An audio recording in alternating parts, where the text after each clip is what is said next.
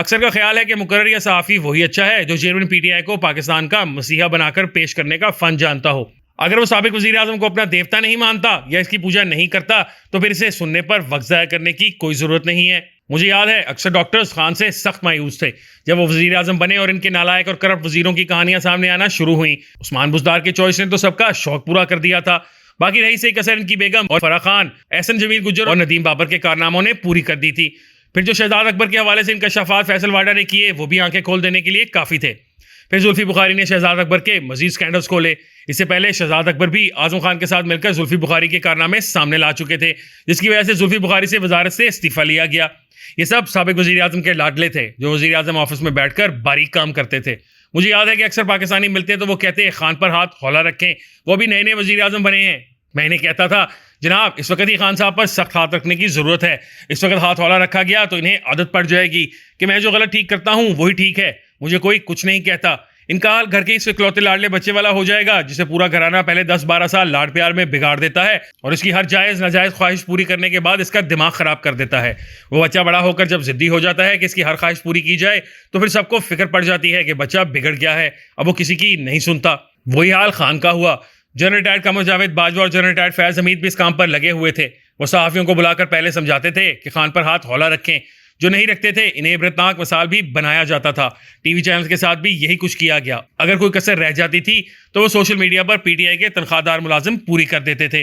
बाजवा साहब ने मुद्दत मुलाजमत में तोसी लेनी थी और फैज हमीद साहब ने 2022 में आर्मी चीफ बनना था, लिहाजा इनकी कोशिश थी कि खान पर हाथ हौला रखा जाए और इनके दौर की हर नालायकी और करप्शन को छुपाया जाए ताकि इनका मकसद पूरा होने तक चेयरमैन पीटीआई इतना गैर मकबूल ना हो जाए कि वो मुद्दत मुलाजमत में तोसी या किसी आला ओहदे पर तकर्री के काबिल ही ना रहें। इन दोनों शख्सियात को चेयरमैन पीटीआई से हमदर्दी नहीं थी बल्कि अपनी फिक्र थी। यही वजह है कि मेहर बुखारी के शो में वज़ीर आला परवेज़ लाई ने कहा था कि अस्करी क़यादत भी आखिर इमरान खान की नैपियां बदल बदल कर थक गई थी।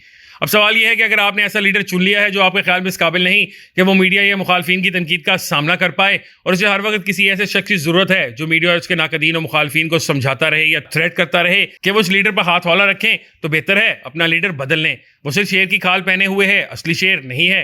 वो बरसों टीपू सुल्तान के गीदड़ और शेर की जिंदगी बारे कौल का फर्क तकरीरों में समझा सकता है, लेकिन टीपू सुल्तान बनने का वक्त आएगा तो सर पर बाल्टी रख लेगा। अब बताएं तो क्या 3.5 साल तक साबिक वज़ीर आज़म पर हाथ हौला रखने के बाद भी इनमें कोई तब्दीली आई या इनके दौर में करप्शन कम हुई? या माने का बुज़दार, जुल्फी बुखारी, शहजाद अकबर, एहसन जमील गुज्जर या बुशरा साहिबा ने भी अपना हाथ हौला रखा? बैरून मुल्क मुकीम पाकिस्तानी पाकिस्तान के हालात पर फिक्रमंद रहते हैं। हमें तो खैर अब आदत सी हो गई है, हर बंदा एक ही बात करेगा कि पाकिस्तान का क्या बनेगा। साथ ही मुझे कहेंगे कि आप चेयरमैन पीटीआई पर हाथ हौला रखा करें। मैं आगे से पूछ लेता हूँ, मुझे छोड़ें, क्या उन्होंने खुद कभी हाथ हौला रखा? यह सारा हाथ हौला रखने का जिम्मा हम जैसे चंद लोगों का है। अगरचे हमारा तो वही हाल है कि क्या पिद्दी और क्या पिद्दी का शोरबा। क्या लाडले कप्तान को अंदाजा नहीं था कि वो जिस राह पर चल पड़े हैं न सिर्फ वो अपना नुकसान करेंगे बल्कि अपने साथ साथ अपनी पार्टी और हजारों वर्कर्स को भी ले डूबेंगे। जितना बड़ा जहाज होता है वो अपने साथ इतने ही मुसाफिरों का नुकसान करता है। शुक्र है इस दीवानगी और पागलपन के दौर में अब भी खान के चंद समझदार हामी लोग मौजूद हैं जो समझते हैं कि खान ने खुद को तबाह कर लिया और इसे मलाल भी नहीं।